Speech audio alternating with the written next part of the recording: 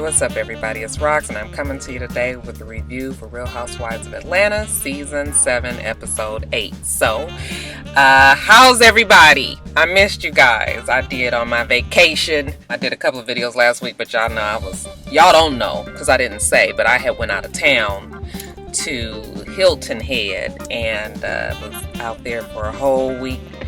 There for Christmas, there for my birthday. It was beautiful. It was wonderful. I had a wonderful trip. I was so sad that it come to an end yesterday.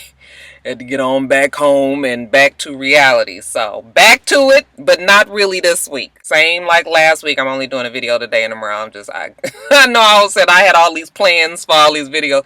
Y'all don't feel like it. We just doing the day. We doing tomorrow. And maybe a video on Wednesday, maybe, but I can't, I got to get my hair done. Y'all got to get to my chitlins, and my greens and my black eyed peas. I got to cook all that Wednesday, so to be ready for Thursday. So yeah, I was just like, I gave y'all all them damn videos in November, right? Let me just take this last few days of this week and the first few days of next week, of January off. And honey, we gonna start fresh next week. Yeah, I know. I said I was gonna do it. I ain't doing it though. So anyway, as far as Real Housewives of Atlanta, you guys, let's get to it, shall we? First up, nothing with Phaedra, okay? Just more stuff about how Apollo ain't doing nothing but hanging out at the clubs, and he don't come home. He's not concerned about his family. He's not concerned about his kids, and that she's sick of him, and that she will be glad when the nigga leaves to go off to jail, and she ain't got to worry about him no more. That's it with Phaedra. All right, you guys, as far as Candy is concerned, she meets up with her mama and Nora and Bertha just so she can get them worked up over the newest drama with Sharon. I promise you. What does Candy say at the beginning of the show? I'm not about the drama, so don't start none, won't be none. I'm just like, really, Candy? She is so fucking messy this season. More than she's ever been. I know people have always said that she is. It's just too much this year. Last night's episode was a prime example of how Candy keeps the shit going, and even Todd pointed it out, but we'll get to that in a minute. Candy got somewhat of a curt attitude because Joyce will not give her keys to the house that she just bought for her. They just coming from the closing. Candy said when she, was signing the papers and was reaching for the keys, Joyce was just like, absolutely not. These are my keys, not yours. Joyce's whole thing was she doesn't have a key to Candy's and Todd's house. Why does Candy need a key to her house? Okay, bitch. Oh my God, I'm saying bitch. I shouldn't call a lady a bitch. Okay, Joyce, well, you the one that's old, okay? Shit, you could let your ass fall out somewhere and be laying on the ground for 2 days before somebody can get to you because nobody can get in the damn house. It's a difference. Candy and Todd are married. You're not married. Even though I know you got this man or whatever, it's a little bit different, okay? Even to this day, I still have keys to my parents' house. My parents don't have keys to my house when I got married. Although I would have given them a key. Only because if I locked myself out, it'd be much easier to just run down the street and go get the key from them. But yeah, my mom and dad was not going to be popping in my house, but they didn't even ask for the key. I never thought to even give it to them. It's just certain things, but whatever. So Joyce tells them, well, as her mama, I just figure I shouldn't have to ring 4 doorbells just to get to her door. Fine, lady. You figure it out, okay? But I was like Nora. My immediate thought was, what you gonna do if you try to come in that damn house and, Todd is walking his ass around that house naked? Because trust me, my mom and daddy ain't never wanted to walk in on what goes down at the itsrox household sometimes. Shit. So especially back when I was in LA, my kids were babies. So, you just never knew. But, whatever. If that's how she want to play the game, fine. But Bertha ain't there for y'all. She was just like, let's get to eating before we start talking about keys and the men's and the walking around naked. Y'all check out Aunt Bertha's here. I told y'all Aunt Bertha was ready for y'all motherfucking ass this season, okay? She went and got her shit all laid and, it's real tight and real laid back here. So we move on to the play and how much of a flop it is, how she's not really happy with the numbers that the promoters have brought back to her. The tickets are not selling. So now, desperate times call for desperate measures, right? It's time to call the old lady gang out on the damn road. I was just like, Candy, no, you really not trying to do this. The ladies are too fucking old for that grueling ass schedule y'all was trying to do. How the hell you gonna, try to put them ladies out on the damn road? Just cheap ass. No, motherfucker, get you somebody that know how to promote a damn play is what I'm saying. But hey, I ain't even got to go over that too much longer because, honey, them aunts and her mama was just looking like, I don't really think so. We move off of that real fast, okay? So next up is, how was New York? Nora, did you get to see Sharon? I just love Nora. She just seems like such a sweet woman to me. Even Bertha has her ways, but Bertha seems really sweet too. But Nora just seems like she's the sweetheart aunt of the family. But like I said, Candy and all her fucking messiness, she just turns it up, okay? Well, we went out to eat. As soon as we sat down, she starts going into the whole thing about my mama calling her a hoe and how she ain't never been a hoe. And she dead set in her mind that she gonna say something to you about it. So Bertha, you know, she big and bad. She just like, bring it on down. Bring it on. I really think Bertha was gonna try to whoop Sharon's ass if she got a chance. Candy, you know, she was just like, she seems to feel that you owe her an apology, and Joyce was just like, well, she's never gonna get it. She can't come like no cabbage. And I was already thinking, like, that must be some old ass saying, and Bertha was just like, yeah, she can't come with all head and no ass. So, like I said, Bertha and Joyce, yeah, it's just so bad. This season is so bad for them. I would love to be a fucking fly on the wall in that household, the Burris Tucker's household. I noticed last season, you know, after every episode, Candy would be like, what did you guys think about today's episode? She would always put that on social media, like her Instagram or Twitter account, just to get feedback from everybody. But they ain't doing that shit this year. And I'm sure it's because they don't need the extra stress of, you know, everybody feels pretty bad for how they treated Sharon when Sharon did not do anything to deserve any of that. But anyway, Candy even tells them that Sharon said that she was going to punch Joyce in the face. You know, they was all just like, oh, it doesn't matter if my mama is right or wrong. Like, I am not going to let you just come up there and say something crazy to her. Like, come on. So all I'm saying is I bet you it's very uncomfortable to have to watch these episodes, you know, Todd and Candy especially. And I just feel like it has to put some sort of strain on their relationship, because when she and Todd were talking later on in the episode, I just got the impression for the very first time that Todd was really kind of starting to be over this whole situation with Sharon and Joyce. Even he was like, you had to tell them about what my mama said. And you know, Candy was just like, well, your mama told me specifically to tell her that she was going, and he was just like, yeah, but you had to go back and say it. Okay, of course Candy tried to flip it and was just like, oh, so now you didn't want me to say nothing even though you wanted me to say something before. He was just like, listen, all of this is making the shit worse. But how about we try it this way? I don't want my mom to have to come down here and have to deal with your mother. Okay, so let's say when it's Thanksgiving, you go and be with your mom. I'm going to go to New York and be with my mother, but I'm not going to subject my mother to this. I'm not going to make my mother have to bend over backwards and everybody have to kind of, you know, oh, just forgive what Joyce says and all of this. Oh, she just said it. We just going to do shit separate. This was the first little dose of reality for Candy. You know, Candy is just like, well, why we gotta separate? Cause the way they acting, cause they cutting up, we gotta break up. Yes, Candy, that's exactly what I think he's saying. I mean, only people can only take so much, and I have been really championing and trying to keep their relationship the strongest and all of that, but I'm seeing chinks. I'm seeing chinks in the armor. Is that the word, Casey? Am I supposed to not say chinks in the, is it kinks in the armor, Lord? Y'all know what I mean. You're starting to see that this whole thing with Sharon and Joyce is a problem. I can't imagine what it's like to watch these episodes in that house. It can't be good for them, though. Okay, you guys, Claudia's nothing here either. Okay, her mom and her grandmother are visiting from out of town. The grandmother that's the father's mother, I'm assuming. I mean, obviously the lady ain't Italian. She's 90 years old. She seems to be quite spunky. I'm not even gonna say it.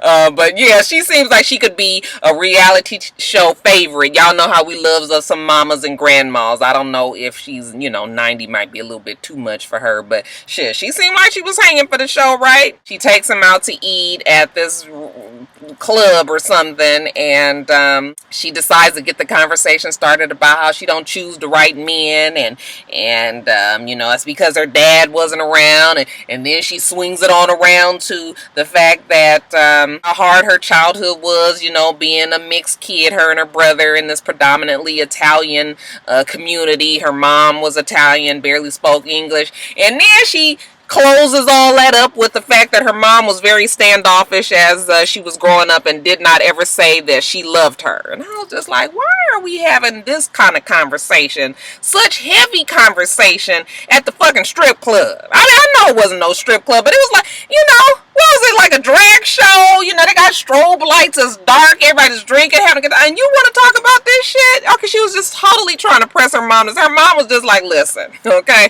let me tell you something about love. Okay, since it's so important to you. I had a nigga tell me that he loved me a long time ago, and then he left me. Okay, so what I do is I show people that I love them, and that's how I operate. You know, so the mama wasn't fixing to be sitting up there and having no, you know, no kumbaya moment with Claudia in the goddamn, you know, the drag queen bar talking about I love you and everything. I was just like, girl, and plus, I mean, I kind of understand the mom, like.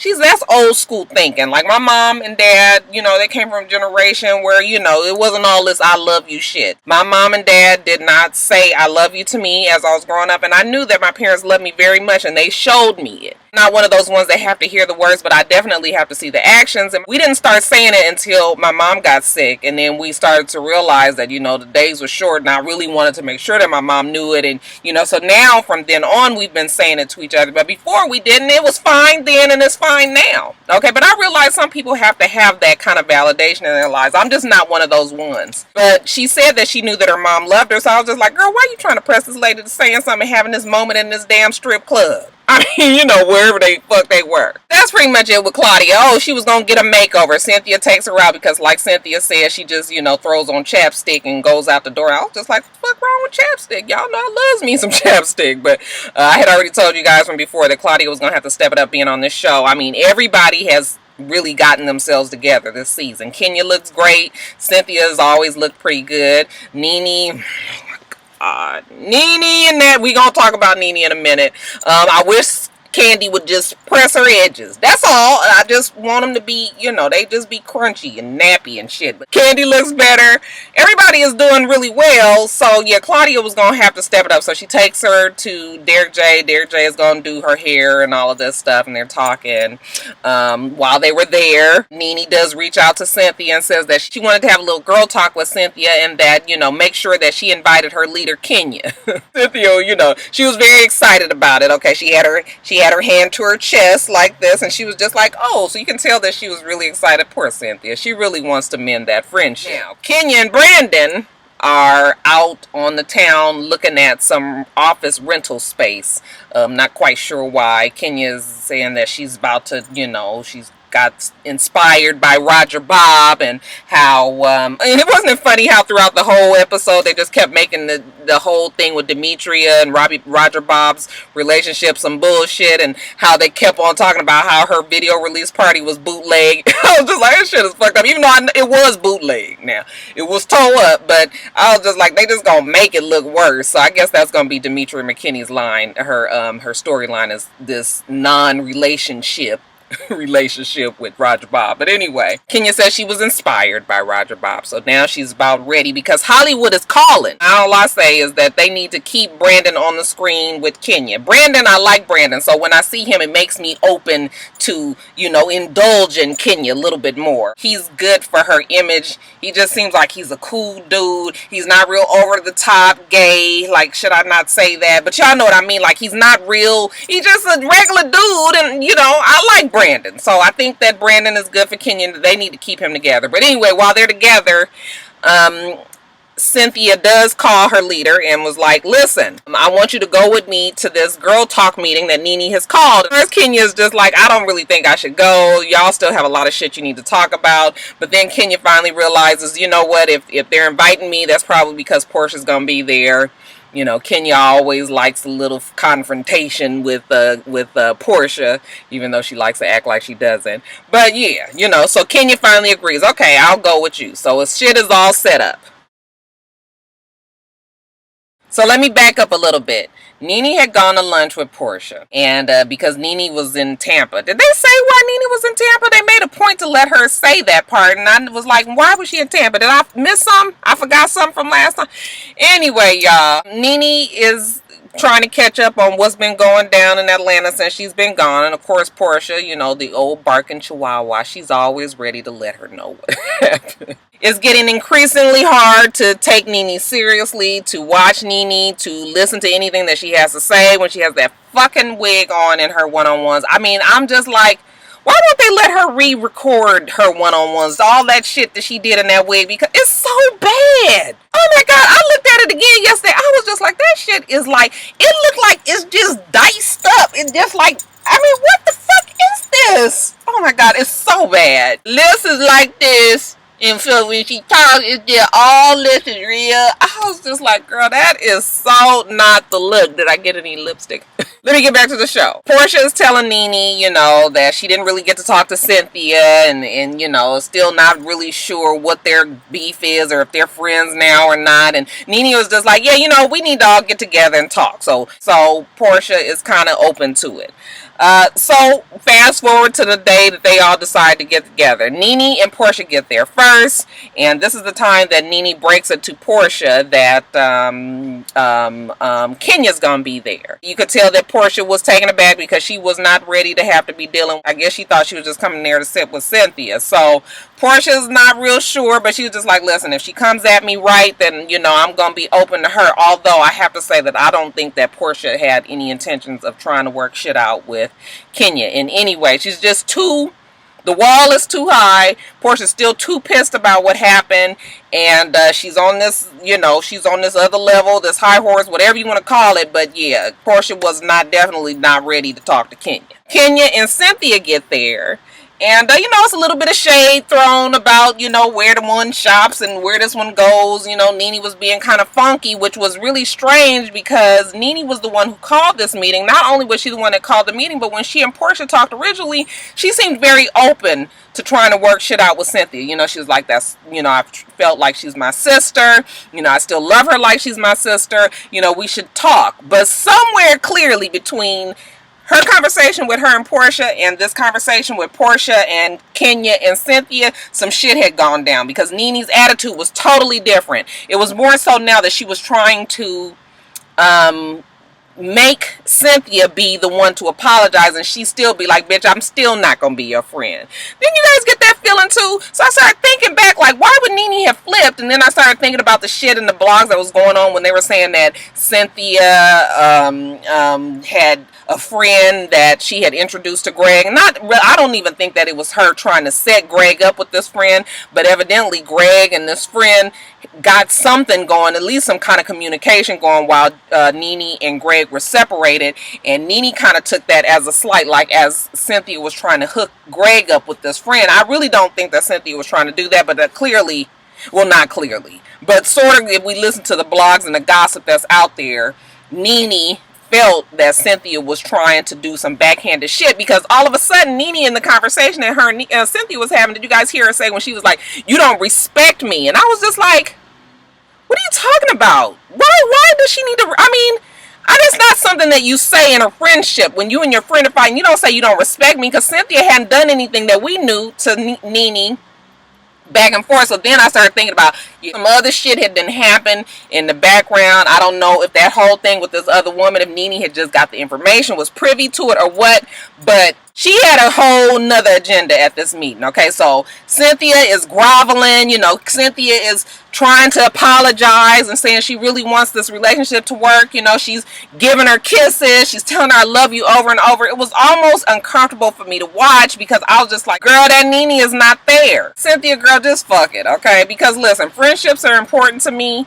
And yes, I feel like friendships are work that you need to put in, but goddamn it, you gotta meet me halfway, okay? I ain't fucking doing all this work and for this motherfucker to sit up here and tell me that in a couple of years then maybe I'll be ready to go to lunch with your ass. No, fuck you in a couple of years. Ain't nobody fixing to be, I mean, really, what do I look like doing all of this and saying all of this and then you still like, I still need to think about it. You know, either we gonna be friends or not. So even though, you know, Nene might have some reason for the way that she feels, you know, I also feel like Cynthia at some point just had to be like, you know what, just fuck it, okay? Maybe it's my fault, maybe it's your fault, you know, but maybe this friendship just has run its course. That is taken care of. Then we get on to the whole situation with Portia and Cynthia. Okay, so they're talking. I can't even really understand what the hell is going on between the two of them because Kenya and Nene are trying to interrupt them the whole time.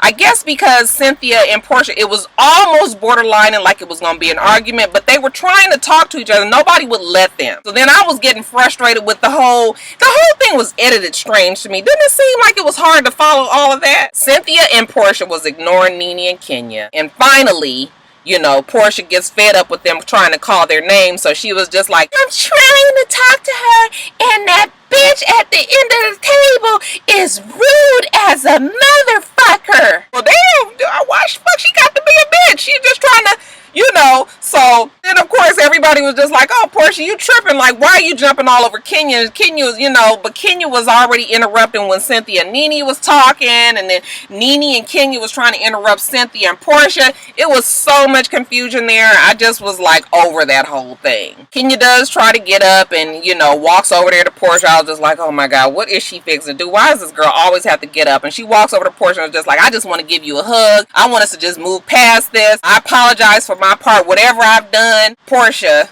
no, she wasn't open to really giving her no hug for sure. Portia never did apologize. Everything was just like, I acknowledge this, I acknowledge that.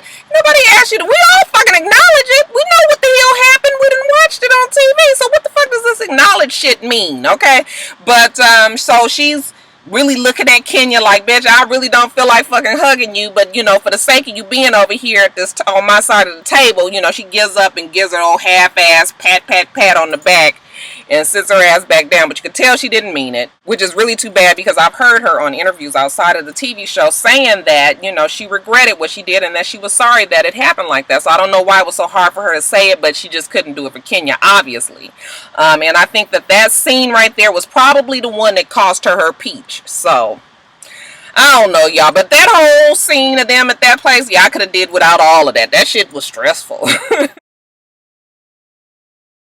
Alright, you guys, so like I said, I hope you guys had a wonderful Merry Christmas, and I had a great, fabulous birthday. I went shopping out there in Hilton Head at the outlets, and I bumped into one of my rock stars. Her name is Samaya. She was with her mother and her father, and they were really nice, and she was really shy, and it was so funny because I always just crack up when people just be like, oh my God, girl, you don't stop that, it's gonna be alright, and to give her a hug and everything. She was really, really sweet. So just a little extra shout out to my girl Samaya and her family. That was like an extra little birthday gift to me. See one of my rock stars on my very special day. But anyway, let me get off here, you guys. Get in here and give me some Subway and get back to work. So make sure that you rate, comment, and subscribe to the channel. I'm itsrox. The channel is for itsrox, and everything else I do will be in the bottom bar. Alright? Alright, so I hope that you have a wonderful, wonderful rest of your day. This guy is walking by my window. He just looking at here like, what the hell is she doing? Y'all make sure you have a wonderful, wonderful rest of your day, and I plan on doing the same. Until next time, rock stars.